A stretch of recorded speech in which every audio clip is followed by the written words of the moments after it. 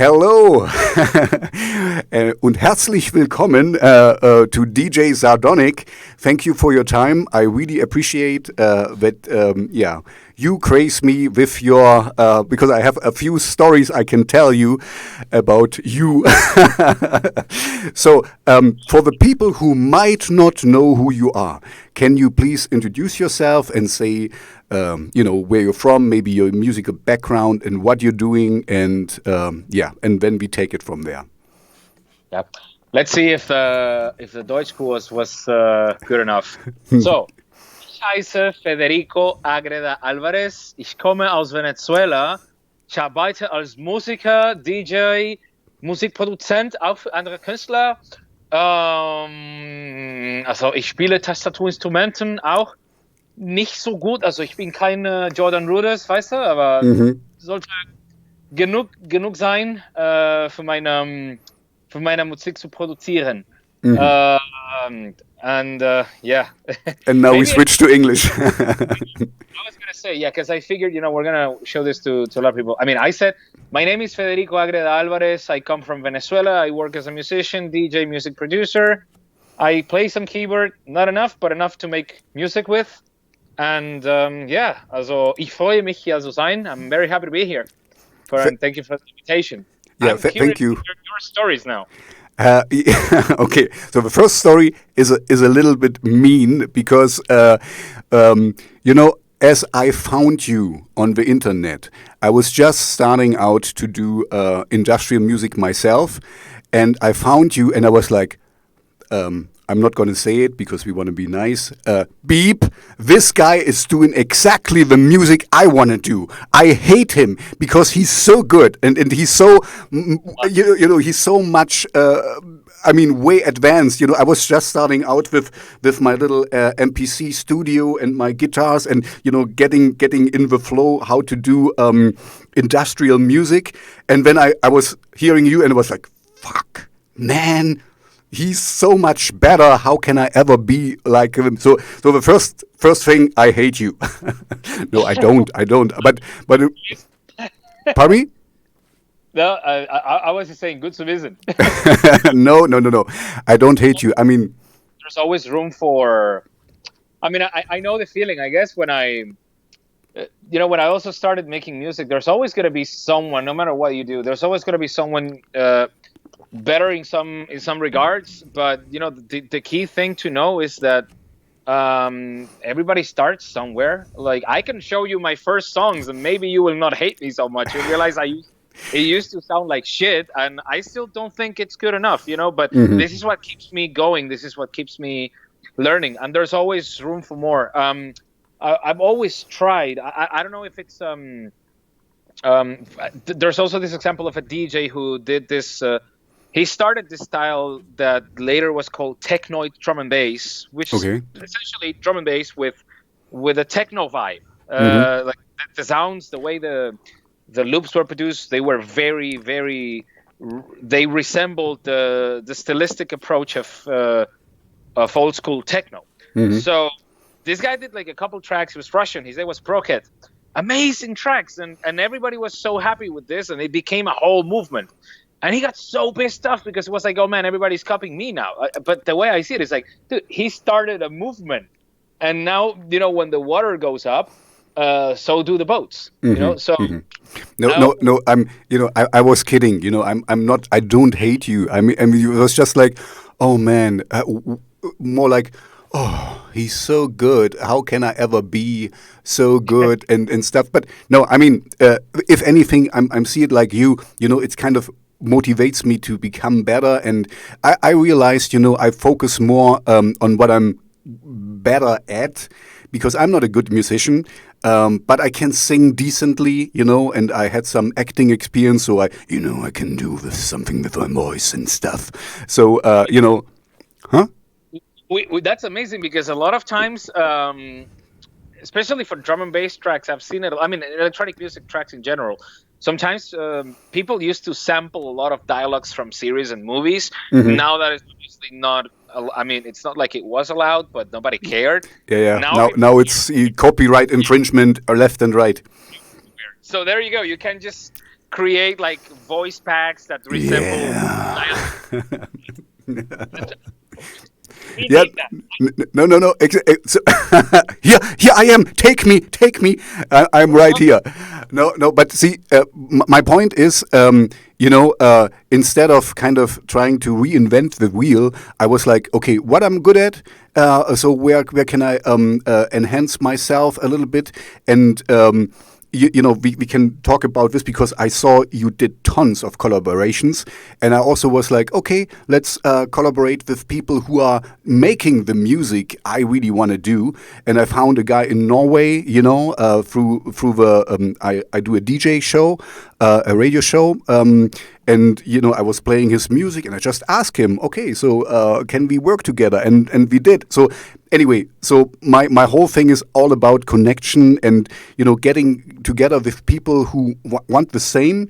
So you have anyway, not talk about me. I want to talk about you. I mean, I got you on the show, and I'm talking about me. This is not right. I'm also looking forward to hear more of what you do. I mean, absolutely. I think that. I have this personal philosophy. I don't know where I read it. It's a quote from someone that says that every person you meet is my master. Mm-hmm. There's always something to learn. Yes. Yeah, this is, I think Jordan B. Peterson said this, that you can learn something from everyone, so, and I see it the same. I mean, sometimes it's tough to be, and, we say in German, kann wenigstens als schlechtes Beispiel dienen, oder so. I don't know if you get this. He can be a bad example, so you learn from him not to be like him. Okay, that's a little bit mean, but... But I hear what you're saying. Like, he definitely has some really inspiring thoughts. I think he has a very interesting philosophy with some of the things he says. I definitely don't agree with everything that he does or says. But as I said, every man is my master. There's something to be learned. Even from the worst people on earth, you can learn something, such as, how not to do that again. Exactly. No, but it's actually, just to put this out, I'm a little fanboy here, so I'm kind of my heart is bumping a little bit faster. So and you're this big guy.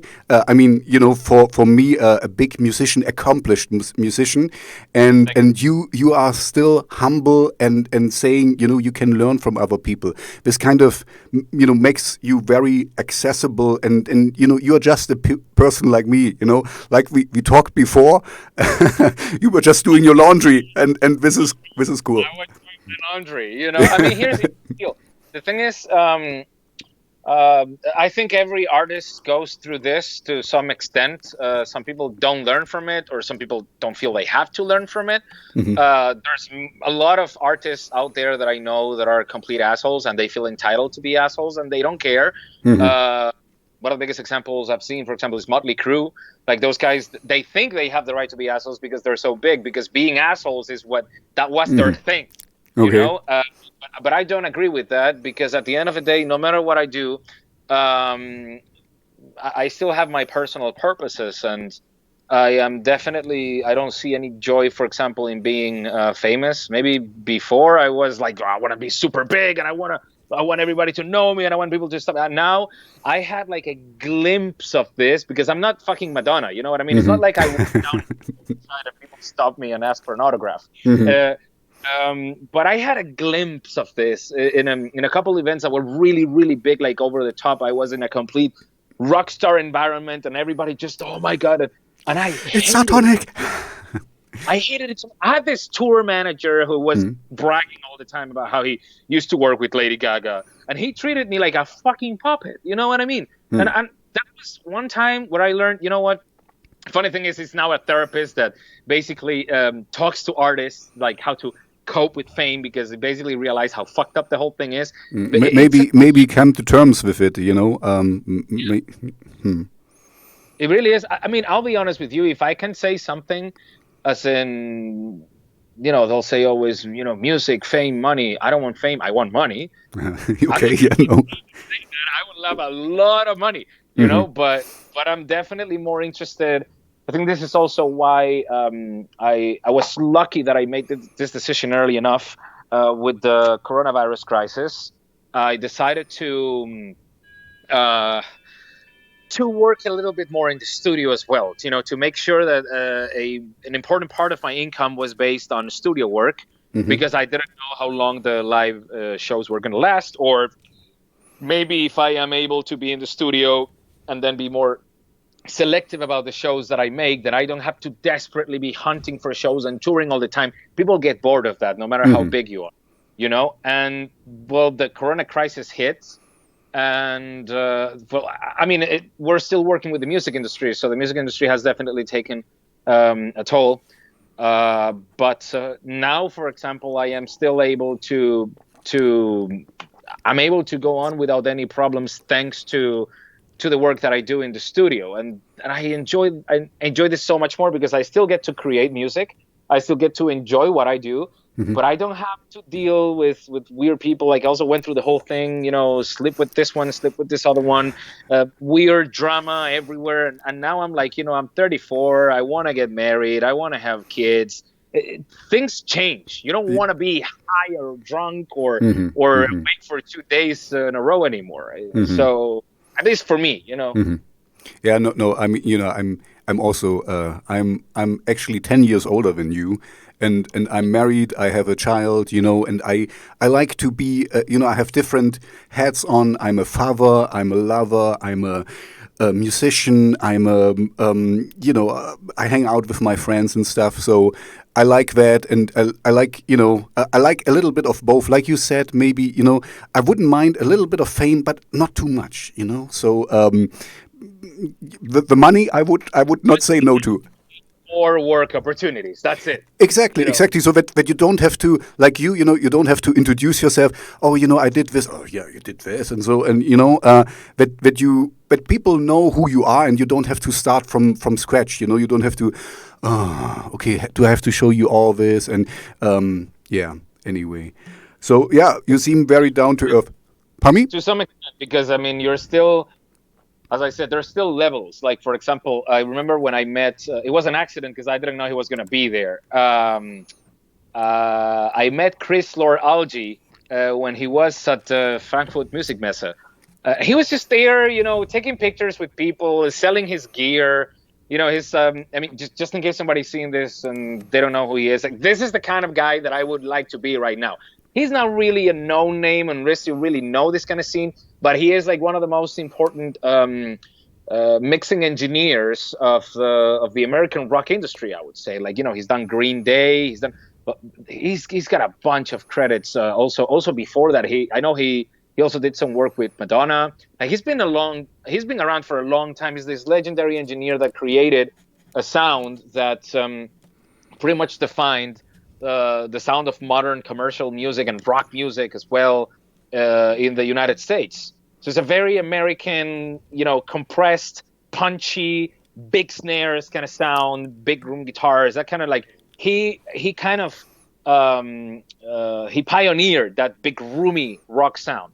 And I show up to him. I even had the mask with me. He looks at it. He's like, "Oh, what is this mask? This is really cool." So that would be a guy I have to introduce myself to. And it's still, even if you don't, if somebody doesn't know about what you do or something, it's you can always say it. It's still a little awkward because when you have to talk about yourself, it depends on how you approach it. It can be seen as can come across as a little bit of, oh, his guy's only talking about himself. That's boring.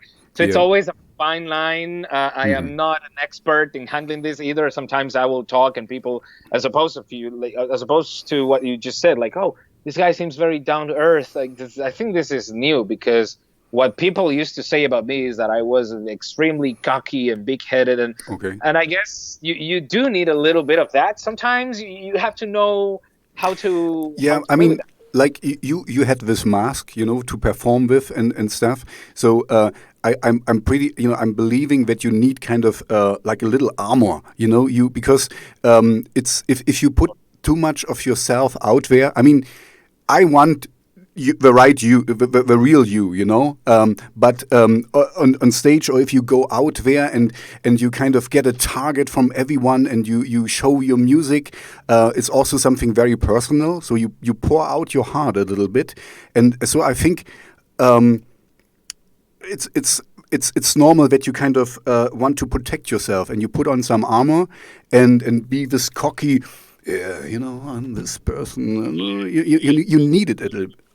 Invincible, absolutely. Yeah. That's a really good argument. I never thought of that. Like maybe, yeah, you're putting yourself out there, and you have to at least appear untouchable. Exactly.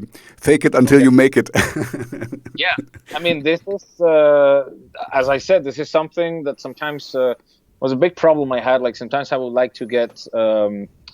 I always wanted to get I wanted to be the guy that would go like against this current, you know, of people being untouchable and unreachable. I was like, no, I want to reach my fans. I mean, like, thanks to these people, I am able to do what I love. I fucking love these people, and I started, you know, like being as close as possible with fans. And thankfully, for the most part, I have made amazing friends. I have the blessing of having friends in every corner of the earth, but I have also come across some really weird people that I don't want in my life, you know, and sometimes I mean they can even be, I don't know, love interests, you know, and they get really really involved with your life, and by the time you figured out these people are just trying to play you and just, you know, have you as a trophy, and then it's too late. You've already powered your whole soul into a relationship, and they know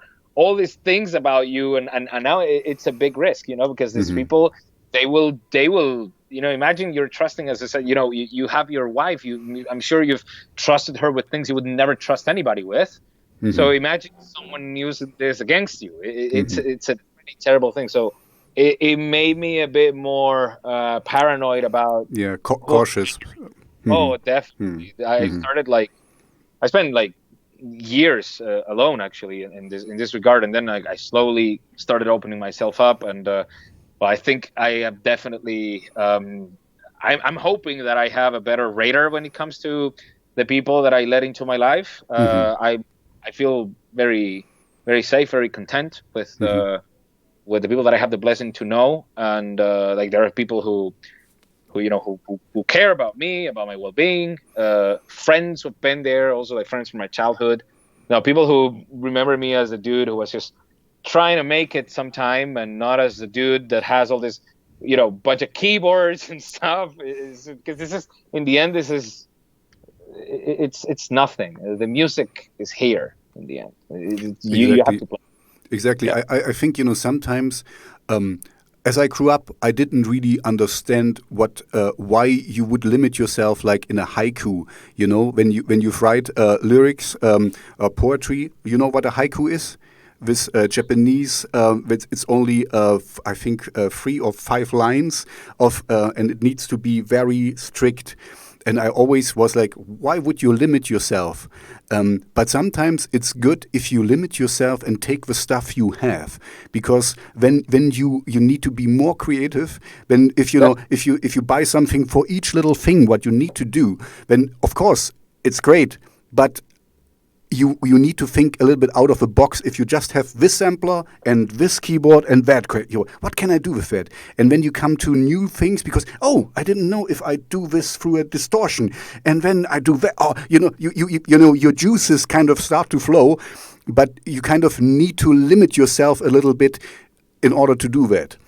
Yeah, absolutely. I have a friend who does that very well, actually. His name is, he's got a Patreon even. He's a very, very good drum and bass producer, like criminally underrated, I would say. He goes by Artifact. He is, I think was born in Germany, then moved to the UK, then moved back here. He lives in Berlin, but I mean, he has this like a super British accent. So, it was always interesting to me, you know, how the interesting background that he has. And, you know, he chooses to do with very little, but he does all these videos. Like he's got this Patreon. He's extremely creative. He is always, you know, all his videos are like hello there. Now we're going to make, and then he tries to make like a bass out of, I don't know. he'll go and record the running water from the. I think I've seen it. I think I've seen. I was just talking. Today I was talking with a friend. I think there was somebody who used the quack of an end of a duck to make a bass drum out of it, And I think it's so cool because it's crazy, and you have to put in a lot of time, and most of the people just want to take a sample and start kind of making it music, but. It would be so unique if you do that, and it is just fun. If you just, I think it's so cool what we can do today. Just think about like 50 years ago, or a little bit longer, when before sampling was possible. It was. We are so blessed with what we can do, and we still think we need this gear and that gear. Way too much, I would say. That's the paradox of choice. It's like it's kind of like I see it like. When you go to Rewe. That's a German supermarket for the people out there who are not in Germany. Pick a freaking shower gel. Go ahead, I'll wait. it takes you a while. Yeah, pick cheese, like but you get so many different kinds of cheese, and then you get it from the same cheese from a lot of different factories, so it's kind of even at the same type of cheese you get 10 variants. It's really crazy. I grew up, you're in Germany now, so you know a little bit about the history of Germany. I grew up in East Germany, so we didn't have much. I grew up behind the wall, and I'm used to that things are out. You go to the shop and there was nothing there because you were too late and everything was gone.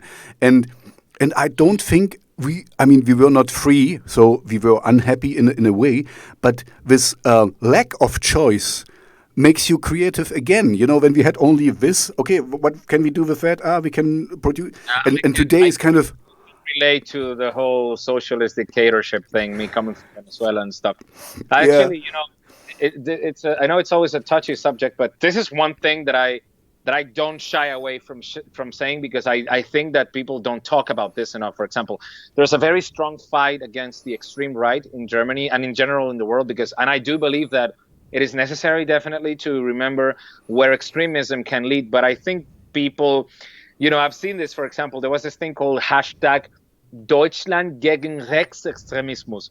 I think it should be Deutschland gegen Extremismus. Yes. Because people forget that the left can also be extreme. Like, exactly. I'm coming from a communistic regime, and the Soviet Republic, Russia was one. So people were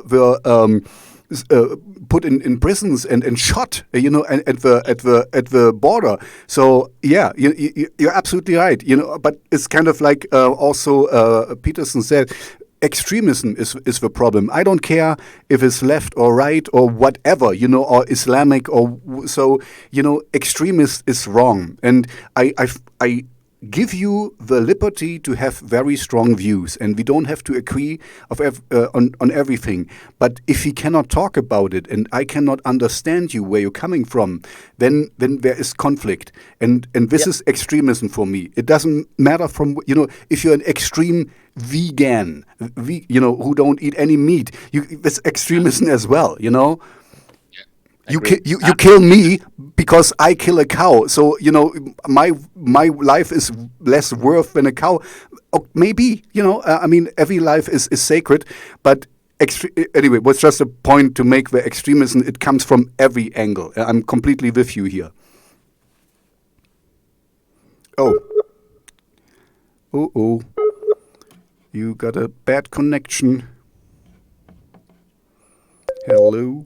You're back. You're back. Oh, second. Here's the deal. My Wi-Fi is terrible, so I just deactivated it, and now I'm on mobile. It should be all right. I see. But yeah, okay. I understand exactly what you're saying, and I've seen it so much, because I was also very brainwashed by the media.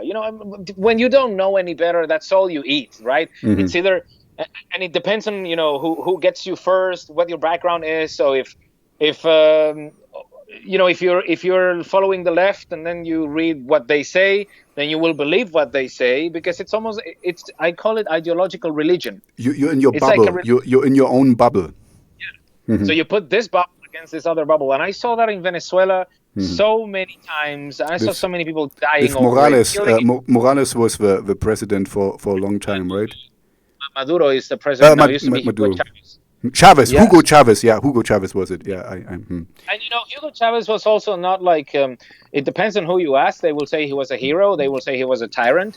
I lived with a guy from Venezuela, and he hated him. And he told me, "Yeah, you hear all the good stuff. I was living in Montreal at the time with a guy, and he told me, this is a bad guy.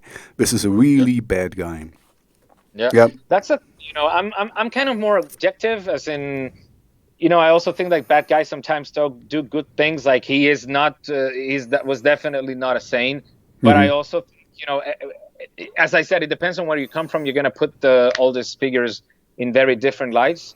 I don't think it was good in the long run for Venezuela, regardless of the reason.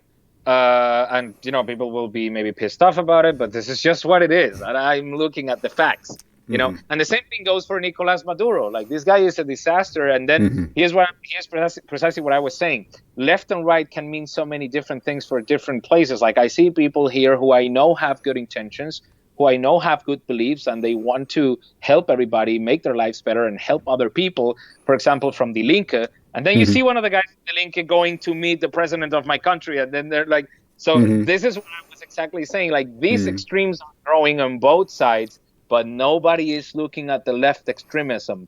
And I think Germany is about to have elections soon. I think at least for the Bundestag, if I'm not mistaken.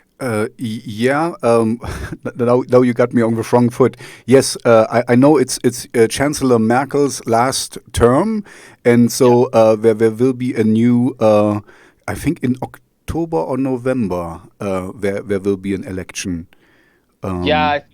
I saw that around here. So this is why I'm saying this stuff. Like, I'm not going to try to convince people to change their mind or force them to do whatever. Like, people will choose what they choose.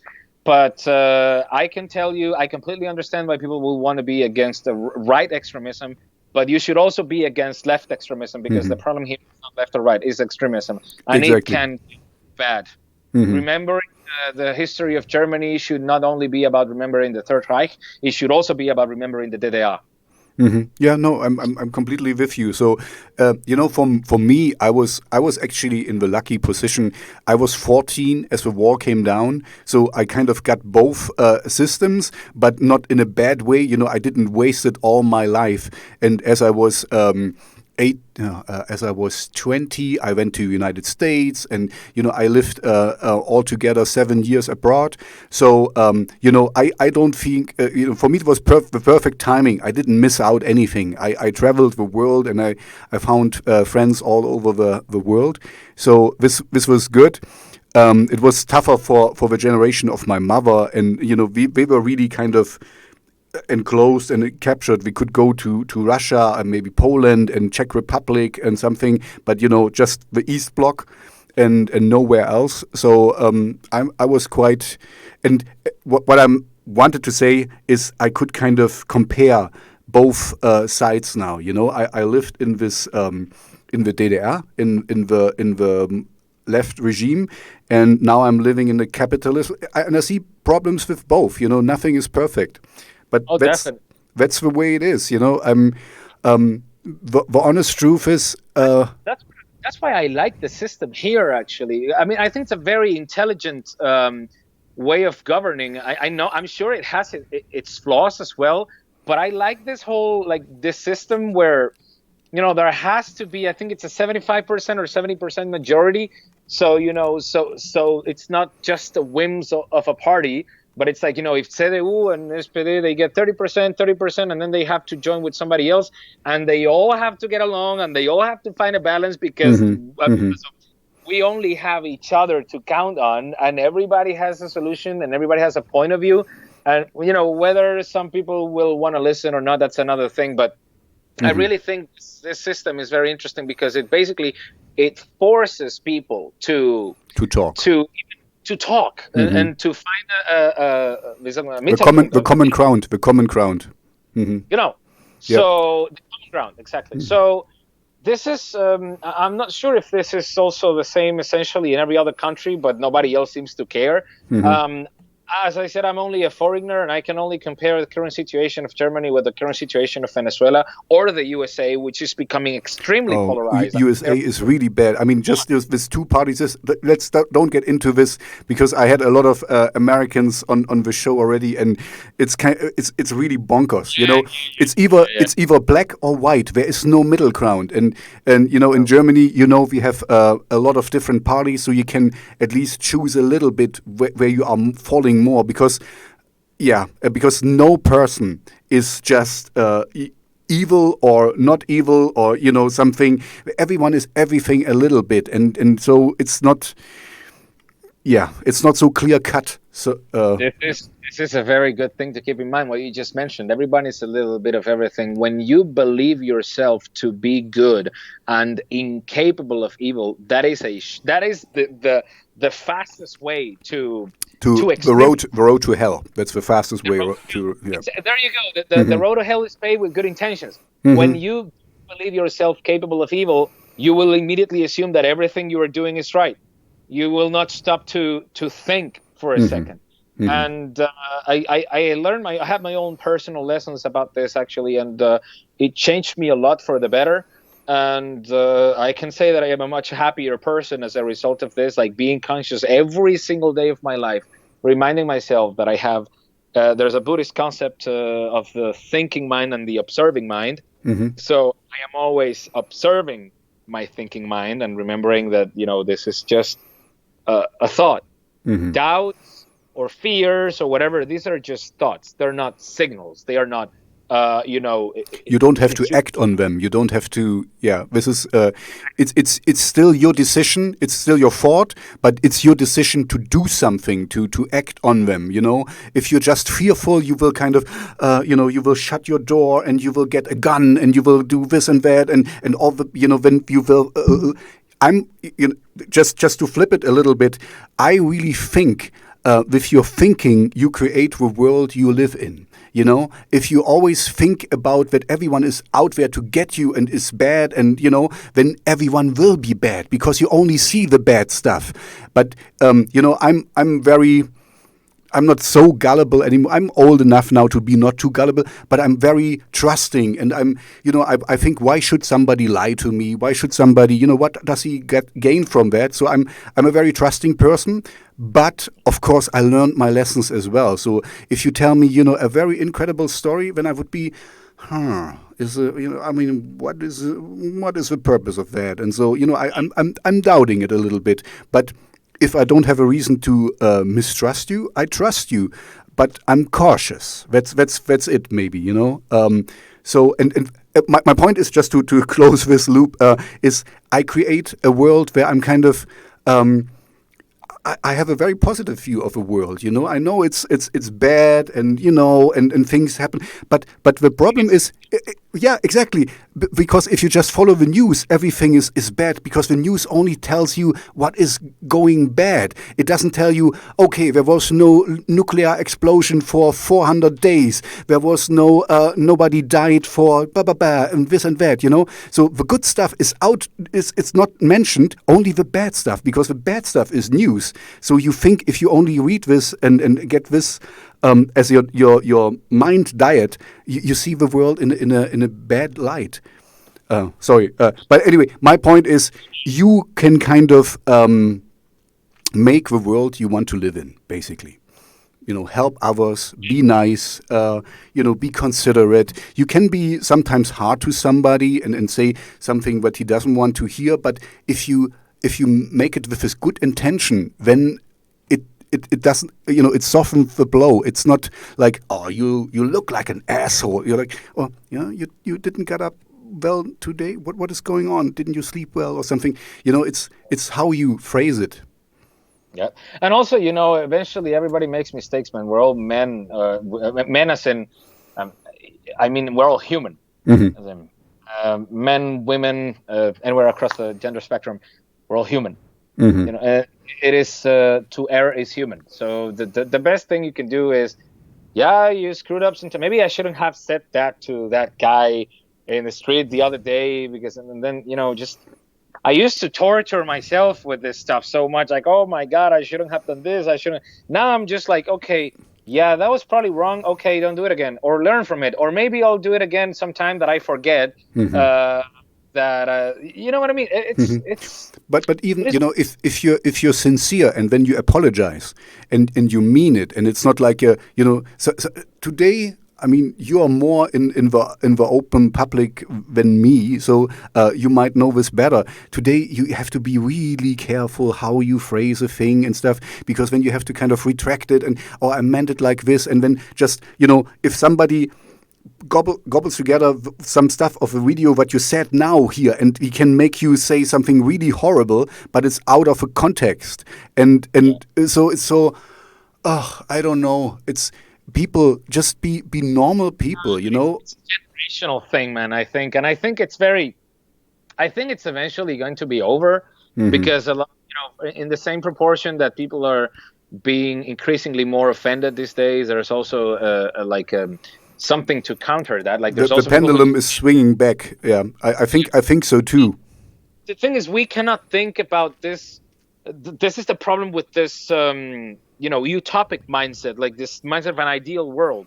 First of all, everybody has a different idea of what an ideal world is, and if you are just a militant fighting for what you believe should be the ideal world, a world with no evil, a war to end all wars, like, you know where I'm going with this. This is the exact same principle that leads to extremism. So, man, the truth is, the world isn't perfect. You're always going to find some assholes every now and then. I mean, it's not like you should be always on the defensive, but you should just grow a thicker skin. That's it. Because it's like Niccolo Machiavelli wrote this in this famous book. The Prince. I read it. I really love this one. It was so. If you think about it, he wrote it 15 something, right?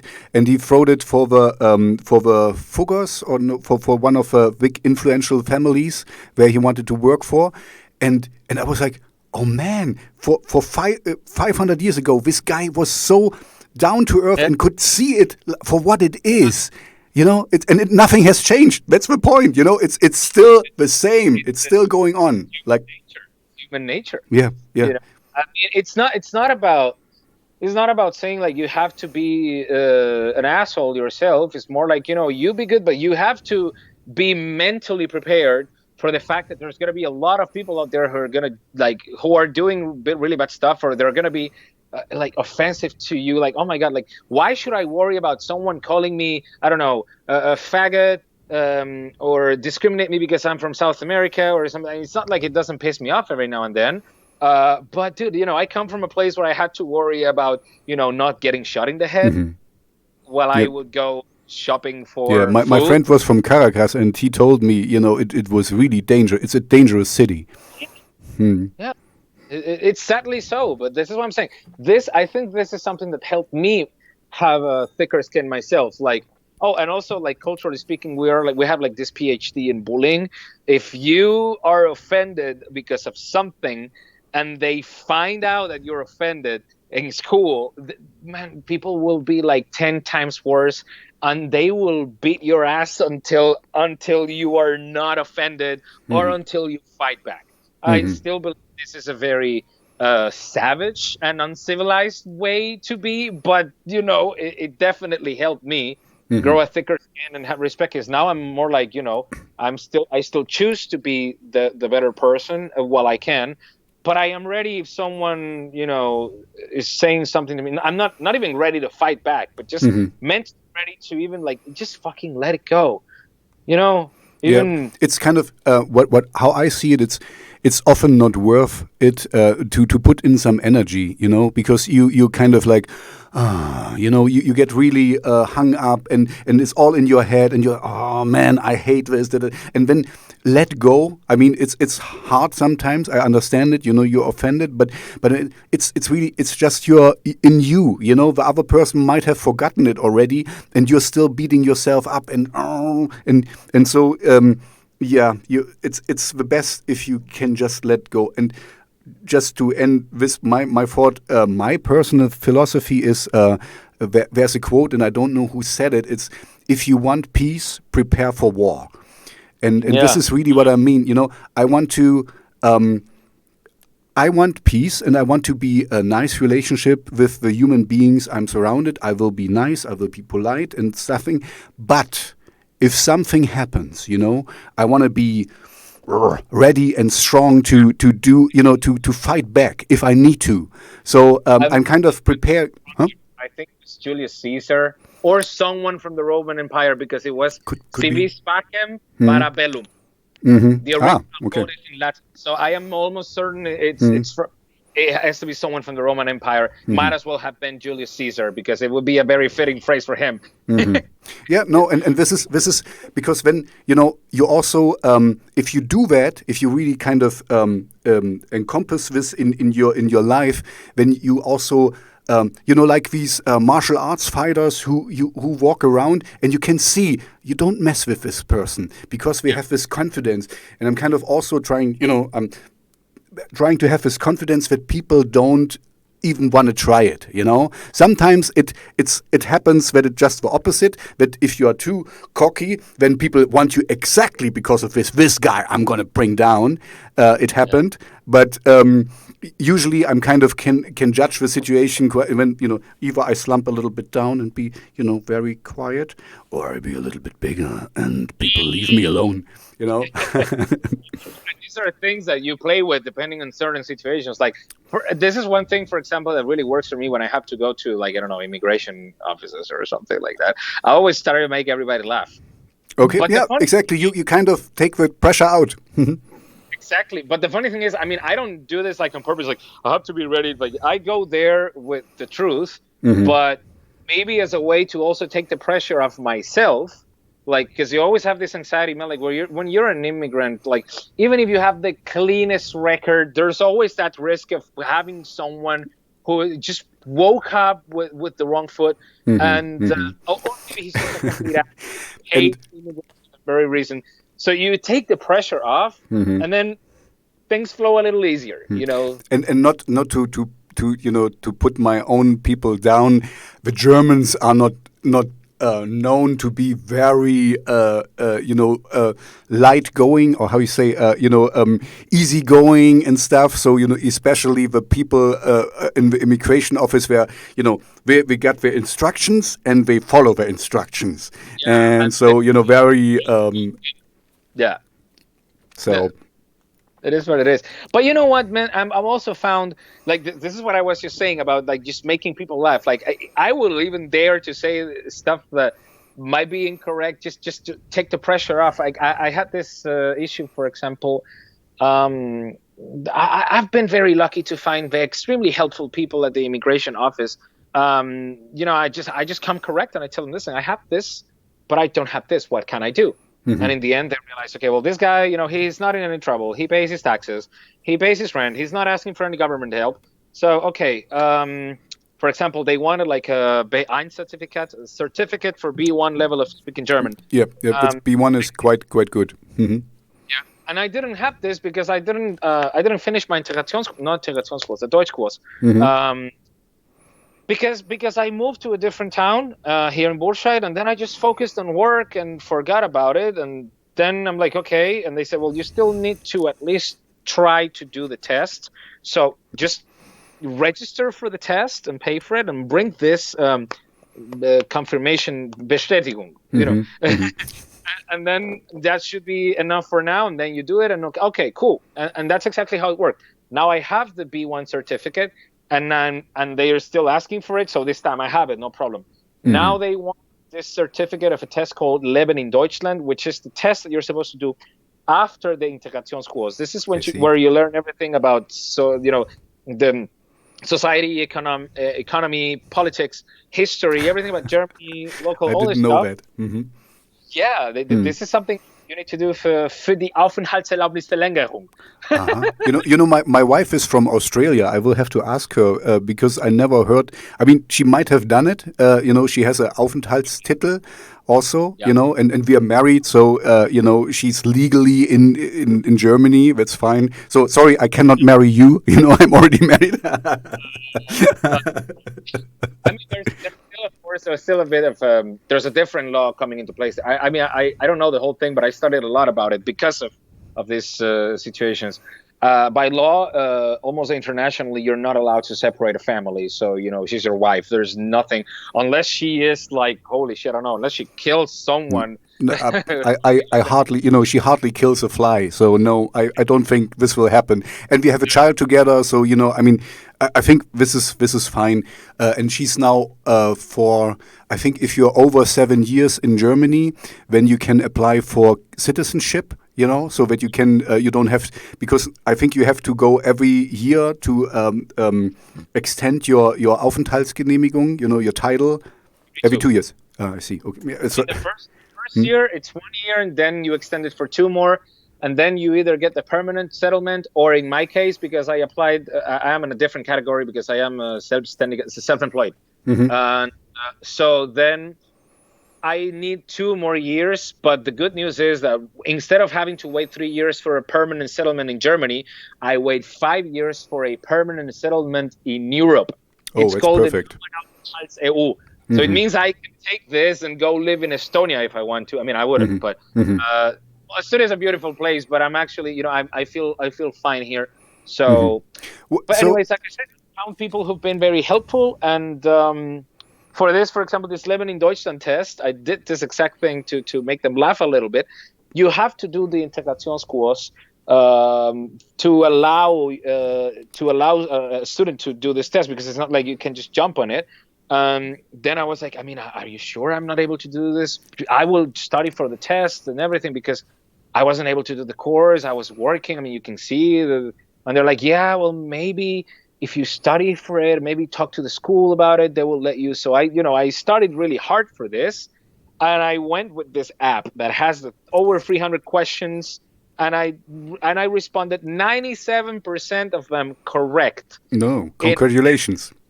In less than 20 minutes, the 300 questions. The test is making 33, out of which you have to make 50% correct in 1 hour.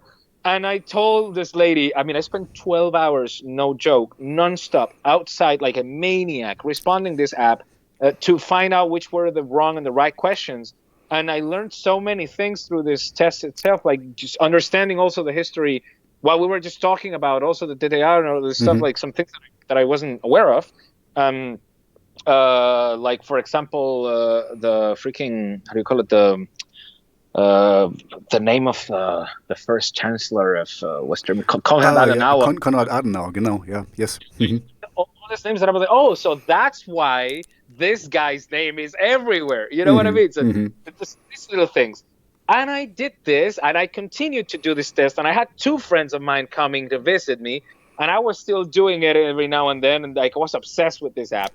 And I got so drunk, and I still responded to tests, still got the majority of the answers right. So I went to the school and I showed them the results, and I told them, listen, I don't mean no disrespect, but I did this yesterday and I was extremely drunk. Can you please allow me to do the test? And she laughed her ass off, and I got it. I'm doing the test.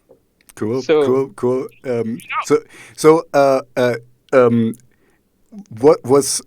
What was actually the reason why you came to Germany? Because I mean, for you, Europe is a whole continent. I mean, I'm happy that you're here. I'm happy that you like it. It's my country. It's not my country, but it's the country I grew up in. So but here we go again. You should be happy for being I'm happy. I'm really. I mean, I told you I lived abroad. The rest of the world, I think, has already forgiven Germany. I want to live to see the day where people here can say, Lang lebe Deutschland, but for the right reasons. Same way they say Viva la France, Viva l'Italia, Viva España, also warum nicht? So, yeah. This is sometimes I'm getting annoyed by this. As I lived in the United States for a year, and there was some German deutschstämmige co-workers I had there, and they introduced themselves with I don't think I can say it, Heil Hitler, You know, we introduce and I told them, oh no, don't do that. And so for them it was just a joke, you know. But for Germans it's forbidden, and you get in jail here, or you get a fine or something if you show the sign and say the words. You have to be here for long enough to understand it. Like, I mean, I also used to be like, I mean, what? It's just a joke. Now that I'm here, I mean, dude, it's I cannot bring myself to say it either. You know, well, every now and then I have my Vermieter, my Vermieter, the landlord. He's let's say he's said a couple remarks that might not be the most, he's not a racist, but he's very political correct, the most political correct. Let's put it this way. Like, he came to the studio, right, for his brother this one time, and he sees like, oh my God, the speakers and the keyboards, and wow, whatever. This just worked in the end. And he sees the place is very clean and ordentlich, and he's saying all this. Germans like that. Yeah, but he looks at this, and the next thing he says is, and he's from South America. It's like, wow, you know, they can also do that. You know what I mean? So these little things. So every now and then he'll say this stuff, and I'll just be like, you know, okay. Don't do that. Don't do that. It's kind of like a way of letting him know, like, dude, you know, you're on the wrong here when you say this kind of stuff. And then he's like, yeah. And no, it's no problem. You know. And then, but those are just the little things. But beyond that, I mean, beyond the context, which is an innocent context like this. I mean, I can definitely understand why there is a fear for it, but I also don't think there should be a fear. There should be more like, I wouldn't even fight against it, because if you fight against something, you're making it stronger. Exactly. I'm completely with you here. Yeah, I have no idea what the solution is, to be honest with you, because then you might know, that Hitler's book Mein Kampf.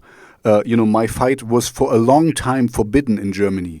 And as I was living in the United States, I got a copy of it and tried to read it. And it's so badly written. It's really, really bad, you know? And so I was really like, they should give it to everyone, who is a Nazi or something, because it's so badly written. Try to read it. It's bullshit. It's really bullshit. And if they would give it to them and then they read, okay, but this is really stupid and this is stupid. So maybe they would get into thinking, So, but it's forbidden. So it's something sacred. It's something, they make it bigger because it's not allowed. And, and you know how it is for little children. If something is not allowed, then it's really, really interesting. Yeah. This is true. So, but, these are things that I don't have a better solution, to be fair, and I'm also not making those decisions. So, I mean, I can't just go to the Bundestag and say, "Hey, you know what? This is wrong." They'll probably just say, "What is wrong with you? You are an Ausländer. You don't know anything. Shut up." Ausländer raus. Get out. Yeah, no. It's I found my peace with it. It's kind of I think I'm like you. This is big part of our history, and I'm actually quite proud of how Germany dealt with it, because a lot of other countries, have really done bad stuff. Everybody else apologized. As simple as that. China never apologized. Russia never apologized. Italy never apologized. Spain never apologized. UK has never apologized. America doesn't apologize for the shit they still do. I mean, So I'm in this way, I'm really proud of what we did. I think, like we said in the beginning, it's the pendulum swung too far. Now it's this is not allowed, and this is because for me, once again, it's intention. If I just want to make a joke and want to talk about Hitler and some stupid stuff, I should be allowed to it. But if I really want to be a Nazi or something, okay, then it's a different thing. But you get my point. It's not what's in your heart. Like the okay, let's not go in there. Like black. Good. That was really good. What's in your heart? Yeah. So if you're a mean-spirited person, then it means then I don't need swear words to be mean. You understand this, right? Yeah. Anyway, but you still haven't answered my question. Why did you come from Venezuela to Germany? So, well, first I moved out of Venezuela to the USA. I had an artist visa, and I had a record contract with Entertainment One Music.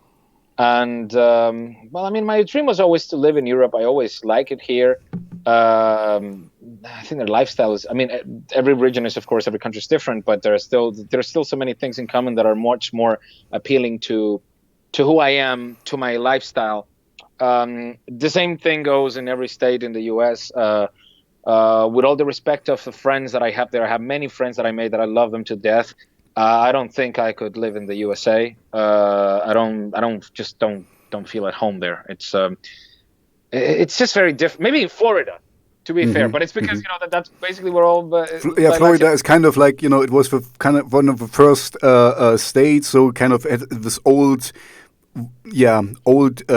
how you say, it was a Spanish state as well, so the culture is different. It's a bit more South American, Caribbean in that regard. But I don't know, man. I always looked into that, and well, I fell in love with someone, and I moved to Ostfriesland because of her. Oh, and okay. well, that's not fair. Not because of her, because I wanted to move to Ostfriesland to be with her. And well, the relationship didn't work, and then I moved to Burscheid. That's Okay. to be fair, maybe if that hadn't happened, I would have probably moved to Portugal, I think, because I always I was in love with Lisbon. Lisbon was my first love in Europe. It's a beautiful city. I've never been there, but I really like Portugal. Just for I don't. Okay, we will not go in there because I don't want to any trouble. But I'm not into drugs. I don't take any drugs and stuff. So for me, even coffee is a drug. But Portugal has no drug laws anymore. I mean, they don't. Everything is free basically, and their crime rate sank a lot. And I'm also thinking, you should kind of legalize a lot of things, and give people. I don't want to go there. I just. But this is why I like Portugal. I hear you. It's definitely. It's just one of those issues where it's like it's not like you're encouraging people, but it's like, for example, I can tell you one thing. I don't agree with abortion. I know it's a touchy subject. I genuinely believe that this is murder, but there's still going to be people who are going to have different beliefs and find reasons to do it. So you might as well keep it legal, so at least you don't have these tragedies of people having to buy like underground black market pills and do. It's way worse when it's illegal. This is the bottom line. The same thing goes with prostitution. I don't agree with it, but if it is illegal, it's much worse. It's exactly, because nobody can check it. No health inspections, no nothing and stuff. And in the underground, and when you have slaves working there and stuff. I mean, might still, but yeah, I'm also, I'm not for prostitution, but I think it's better to have it out in the open. This is also the same subject with, we have some Nazi parties in Germany, and I rather have them out in the open than to forbid them and to put them underground. My wife is the opposite opinion. She wants them forbidden, but I'm more like, keep them out in the open, let them talk about their stupid stuff, and then we can control them better, and we can see them and not force them to the underground, like with prostitution or drugs and stuff. Because then, you get tainted drugs, for example, and then you kill yourself because it's mixed up with rat poison or something. Tell me if forbidding cocaine has done anything to hinder the cocaine business worldwide.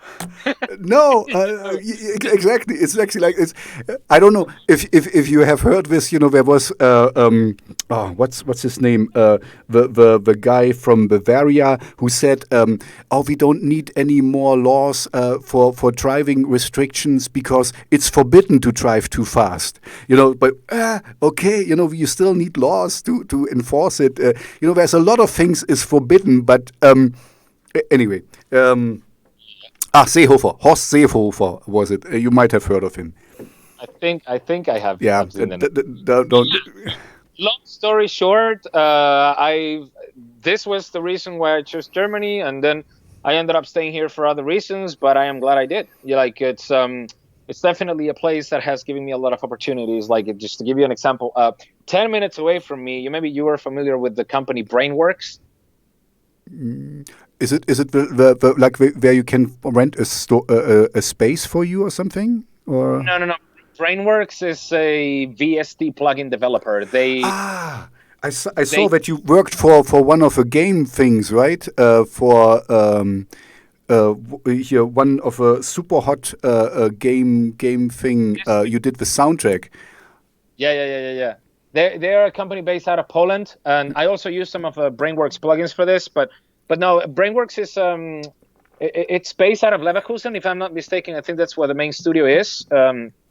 So it's next door. It's like 10 minutes away, and they model hardware units like compressors, EQs, synthesizers, and whatnot, and they create virtual plugins out of it. So you can use them on your computer when you're producing music, and they sound so good. Like, they have official emulations from, I don't know, Randall amplifiers. They have all the official Angle amplifier emulations. They're from them. So they're like this really, really prominent company in the pro audio world, and they are like 10 minutes away from here. You know what I mean? Also, my neighbors are it's Lucky Bob Music Agency. They are the booking agency of classic bands like Rage, Nazareth. Like the people back in open air would come here at least once a year to meet with them and have some coffee and whatnot. Like, it's definitely, I would say from the EU, I would say this is where most things happen. It's a hot spot. Yeah, you got to the right place here. So have you been to this factory in Leverkusen or to this company?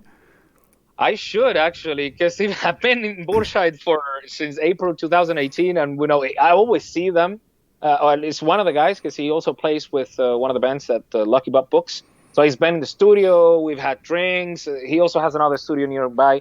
But I've never actually been to Brainworks, even though I've also done work for them, but online, and I'm like, this is fucking crazy. You're like next door. Why don't I just go there, But I guess it hasn't happened yet, but that's a good question. Like, maybe I should text them after this call and be like, hey, what are you doing next week? Just come over. Exactly. I mean, this is so. I mean, the cool thing is, we can have this conversation just by video chat, and it's cool, and I can talk with everyone worldwide for it. But still, and I guess you will agree with that. If you really go somewhere, if you really meet someone, that's still something different. If you meet someone in the flesh, and we are human beings, and a human interaction. It's great. It's cool that we can do this. It's much easier. I don't have to leave my home. You don't have to leave. What? It should not. I know where you're going. Like, it should not be a replacement for human interaction. Exactly. It's a surrogate, but not a replacement. Yeah, I agree. Yeah, I'm with you on that one. So yeah, I'm glad I made it here. And to be fair, the German government was not very difficult to deal with when it came to doing the immigration paperwork. Like, I still needed to do some things, but it was possible. And I made sure that I built a bulletproof case as well when I went to the German embassy in the U.S. in Chicago. I brought like a book worth of papers, and then they're like, "Why did you bring so many papers?" And I'm like, "Because I wanted to build a bulletproof case. Like, I really want to do this." You know what I mean? And then, but here's the thing: like, this is the good thing about the German system that I see. Yes, maybe you need to do a lot of things, but it works. You bring the papers, you make sure everything is correct, and things happen, as expected, as opposed to going somewhere where you maybe this is what you. And yeah, if a certain amount of money changes hand, or if you do something, things can happen, or maybe not. Yeah, I know exactly. That's a good point, because sometimes the Germans look down on their very bureaucratic system, but it works, and that's you can say something against it, but also it's working, and it's slow and not always fancy, and it's annoying. Oh, do I have to really show you this stuff? But once you did this, then things happen, So we are very kind of structured in this way, and it's good and bad, but yeah, it's good because there's very little corruption and stuff. I would not say, we are completely free of that, but if you have a good case, more corruption free than say Spain or Italy or Portugal, like yeah, you're I fine. would say so. I would say so too. Hmm. So it is what it is. Like I like that Germany is a country where excellence is rewarded Hmm. as opposed to mediocrity.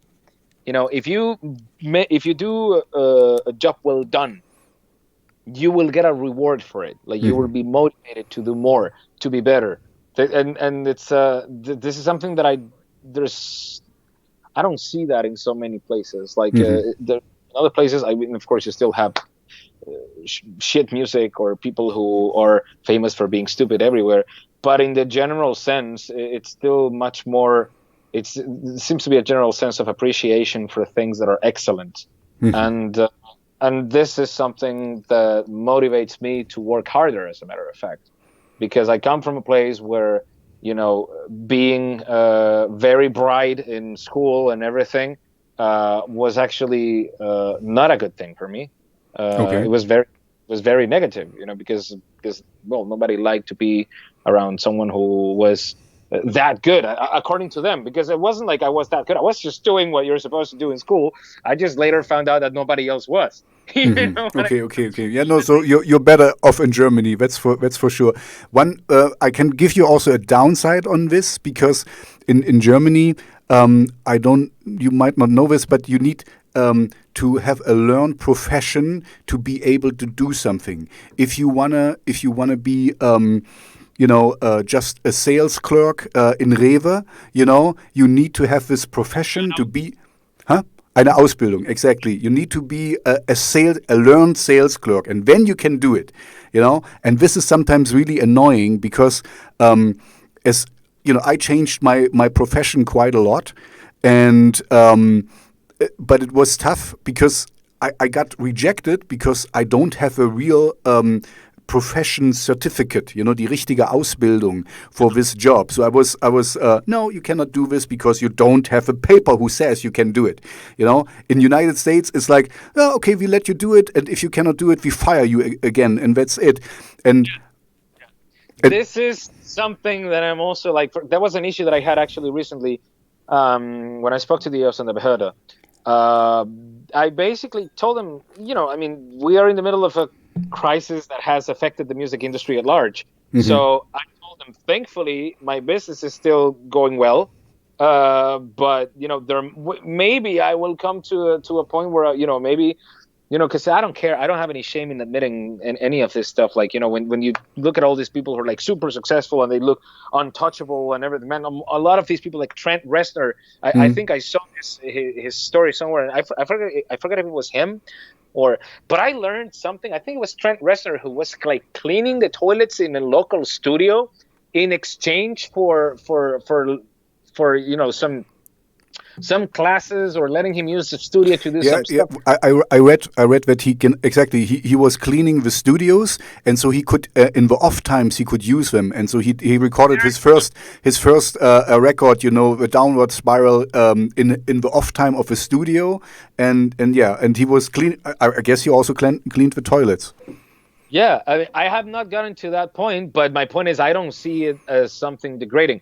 Like if I am like, okay, what happens if I am unable to find any clients, unable to find someone? Like I've been able to do it so far, so I think it should be all right. But what happens when you run out of clients who have money because they have to save money because we are in this Corona crisis, for example? Like, thankfully, there's always a need for music, even if it is for video games.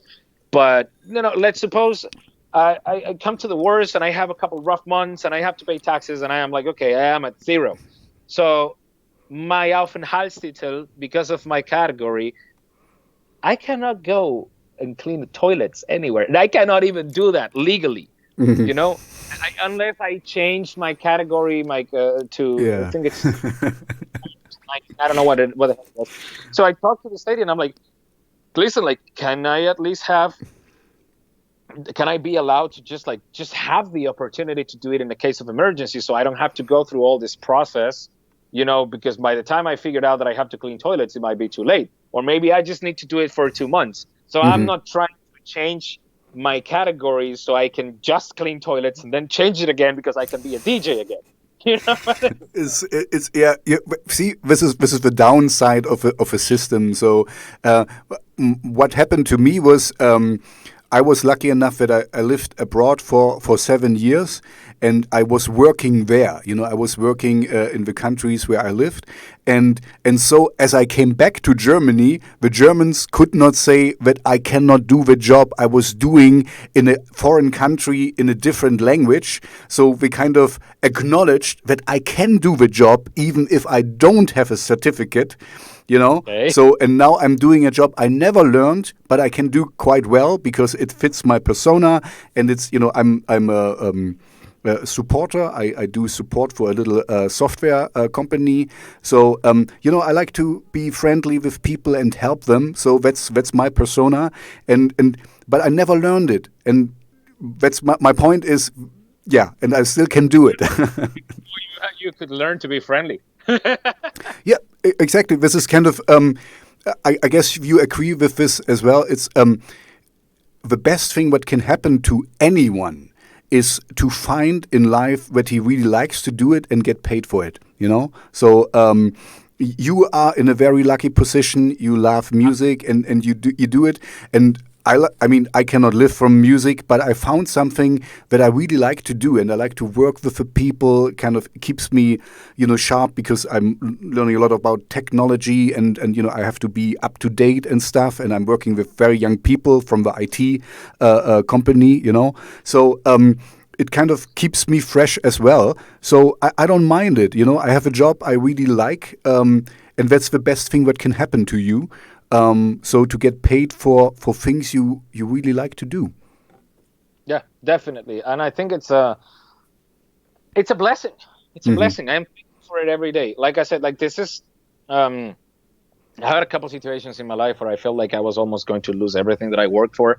And I think this was one of the things that helped me be so down to earth and humble. Like I realized that, I am not almighty, untouchable, and this might not be forever. So now I have a very different view on life. I'm more prepared for some. Maybe there's some changes that no matter what, nothing can prepare you for. I don't know, the death of a loved person, for example. But I am much more open to doing drastic changes if I need to. To give you an example, the studio you see right here and the keyboards. I had something like this before. It was a little smaller, but I still had a bunch of instruments. And I had. Can you maybe show the keyboards, because I think you showed it to me, but the audience have not seen it yet. So wait, wait, I'm putting it on your cam so that the audience can really see. And oh man, yeah, nice stuff. I see Arturia beat thing. I see. Okay, yeah. Boomstar SC80 by Studio Electronics. I freaking love that company. It's. I wouldn't say it's underrated, but it's a bit of a boutique. Synthesizer developers, and they make like everything they do sounds great. They started off with sort of cloning other synthesizers, but now they kind of just did their own thing. So this is a monophonic synthesizer with 2 oscillators that has the same filter you find in the Yamaha CS80. So that's why it's called the SE80, and it has very it's perfect for like vocal sounding filters. Like this, you can do like this cool stuff. It's really cool. The mini brood with a special case that a friend of mine did. The Zardonic. Cool. The limited edition Polyvox desktop. They only made like 100 units of this one. I think it's a Russian one, or what is it? Yeah. Polyvox. Okay, yeah. And there's only like 100 units of this one. Like it's very few people who have it. I just was lucky enough to meet the people who did it, and they honestly made me like a very nice price for it, because an offer you couldn't resist. Yeah, I wasn't gonna say no to that, and I freaking, because I love this synth, the original synthesizer as well. And here's the Microfig by Arturia. It's a really, really cool synthesizer that I recommend because it's not expensive at all. Yeah, I know this one. I was thinking actually of getting, but we talked about this off the air. I have enough. I'm not gonna get too I much. don't see myself buying like this. It would be. I'm sure there I can make space for more, but I don't. No, like I see, I look new synthesizers every now and then, and I find out that there's no real reason for me to buy another synth. Dave Smith, now Sequential Circuits again. They renamed the company again, the Pro 2. I really like the sound of this synth. The Novation Ultra Nova, which is an extremely underrated piece of hardware. I think it's because they made it cheaper, and people assumed, people cheaper is worse. Yeah, but it's not actually. Like this thing, it houses a much better synth engine than the previous like Supernovas. But I guess back then it was just more expensive to put something together that could do that, and that's the thing. Like it was more expensive to do a polyphonic synthesizer like 40 years ago than it is to do now, because you can just do it in a computer, and you can do it digitally. Exactly, it's much easier today. But just because it's easier doesn't mean like it's better or worse. It's just everything has a different tone to it. I think I have tone for decades here. There's a Moog subsequent 37, the classic Virus TI, Pole Edition, Roland JDXI, and then all these pedals. I mean, this is too much. I don't know another keyboard ever again. Are we all plugged in, or is it just? Do you have to plug them in if you want to start doing something? I just have to fire up Steckdosenleiste. Yeah, I know. Click and when we're on. Genau, Überspannungsschutz. Yeah, sehr gut, sehr gut. Your German is really great. You learn in Amazon. Good. That up, and it turns on all the synths and those two monitors that I have up there, and this is all wired through a how do you call it, a freaking like a hub or something, Mischpult, a mixer. Yeah, a mixing console. I have a small mixing console. Like this is happening to me a lot. Like I am actually juggling between 4 languages every day, which is Spanish, Italian, English, and German. So I sometimes think in one, and I am not able to find the word in another one. It's always a big mix, and there is a delivery guy that is exactly the same. He's Portuguese, but he can speak Spanish, Italian, and he lives here, so he also speaks German. So every time he comes here, we have like our own dialect. He just say randomly words in every language together without even noticing. Like they like, poți darvi da solo un pacchetto per la signorina Linda Cornels here. I'm like, what? And I'm like, yeah, no problema, tranquilo, va. And then I'm like, what the fuck did you just say? Like, that I get, Okay. For me, sometimes this is, my wife usually speaks English with me because she's from Australia, but sometimes she says something in German for me, and then I don't understand it because I expect, my brain expect English things, and I don't I hear it audibly, but I don't understand it, and then I have to switch and kind of she's speaking German, and then I can understand it. So so a complete mix. I don't know. I can only speak 2 languages fluent, German and English. Of course, I learned Russian because I grew up in the Russian zone, but я не понимаю. Утро сей Бориса Ельцина зовут Бибер. Это пишет московская комсомольская газета. Aber, this is all, I forgot a lot. Добро пожаловать, дамы и господа, я Zardonic. Sehr gut. Очень хорошо, очень хорошо. Хорошо, красиво, я люблю тебя. Very good. That's the most important one. Я тоже люблю тебя. Or this is the first one that I really learned when I went there. It was Polny Pizdiec. Okay, this one I don't know. But Polny Pizdiec is like it's like a really wrong thing, offensive thing to say. Okay, yeah, don't translate it then. Yeah, never mind. I guess I was gonna say as much as I am enjoying this conversation a lot, and I think we definitely should go for beer sometime. I think so too. Yeah, I do think I gotta go because Yeah, you said yeah, we're almost we're already over an hour. So thank you very much for your time. I'm absolutely fine. We can do it again, or we can go for a beer. Hopefully Corona will be one day over. I just read, this we were working on 7 different vaccines. So I mean, everyone is on it. So basically, I think next year, beginning of next year, realistically, we will have a vaccine, and then when I'm coming, and then checking out wie sind. Pardon me? Wo wohnst du genau? Ich wohne in Jena. This is in Thuringia, Thüringen. Yeah.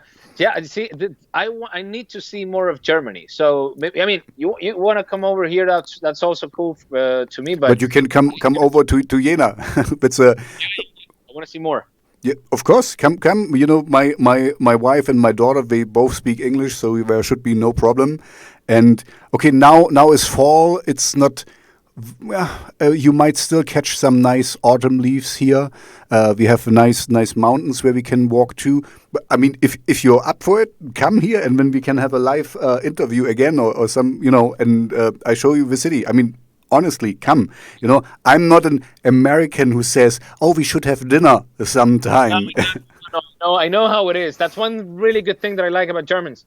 If people here say yes, it means yes. Actually, I'm the one who sometimes gets, well, not into trouble, but then I realize, I tell this to someone and maybe I really mean it, but I am not sure of when I can do this. And then, they'll come back to me and, hey, you remember you said you wanted to have a beer with me, so I am free the next weekend.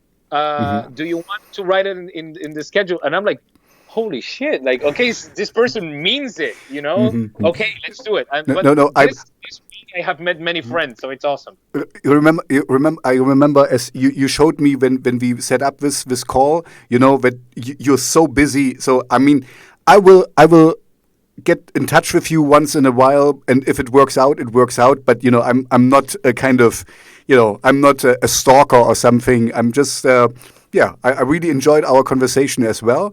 So I wish you all the best. Now do your laundry, put it away, and thank you so much. We didn't even talk about your music or something, but it's cool. I wrote down a few questions next time. I guess if someone actually watched this whole thing through without knowing what I do, and you still are interested, it's just Google Zardonic, and then you'll find some tracks on YouTube, and if you like it, share it, and if you don't, share it to someone you think would like it. That's the best thing. That's a good advice. That's a good advice. Okay, Thank you so much for your time. I really enjoyed it. You're a great person. I'm really happy. You made my day. I was a little bit, like I told you in the beginning, fanboyish, and my heart was pumping. and you can take. I'll let you wear the mask and everything. It smells pretty good. Just letting you know, it really smells bad. But if you want to do that, I'll let you do it. Okay, thank you very much.